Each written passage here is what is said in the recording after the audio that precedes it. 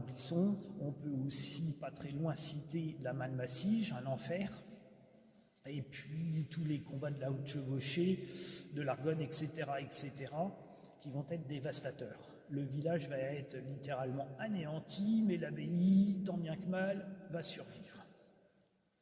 Il faudra donc attendre la fin de la guerre, les dommages et le temps de la rénovation et de la restauration de l'abbaye. Alors l'abbaye, pendant la guerre, elle a joué un rôle, ça a été un hôpital.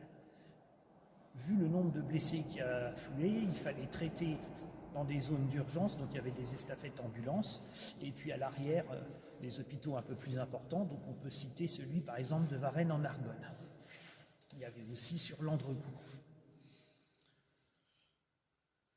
Les temps sont plus calmes, et nous arrivons malheureusement à un nouvel épisode tragique, et oui, eh bien la Deuxième Guerre mondiale.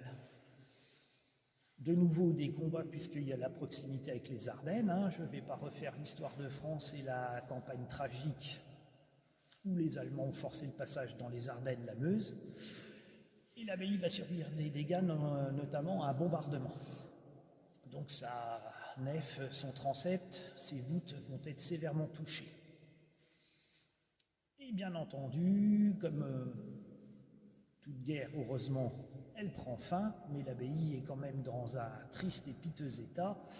Et il y a des priorités de reconstruction, il faut toute la volonté, et puis aussi, pareil, les dommages de guerre, le pré-bail américain, le plan Marshall, que les finances reviennent, aussi des dons, pour que l'abbaye soit restaurée.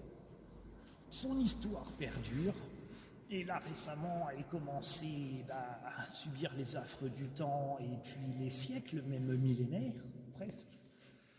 Du coup, d'importants travaux ont été réalisés sur ces charpents de couverture, étanchéité, et puis on voit aussi sur le gros œuvre, qui permet de lui rendre sa splendeur. Les bâtiments sont très très bien conservés, mais sont privés.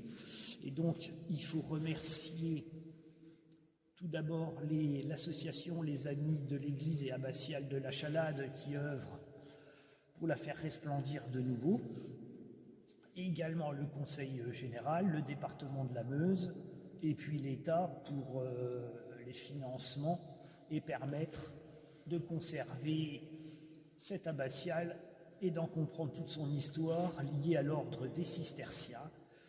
Voilà, j'espère que vous en saurez un peu plus avec Sentier de la Meuse. À plus tard pour de nouveaux reportages. À bientôt sur Sentier de la Meuse.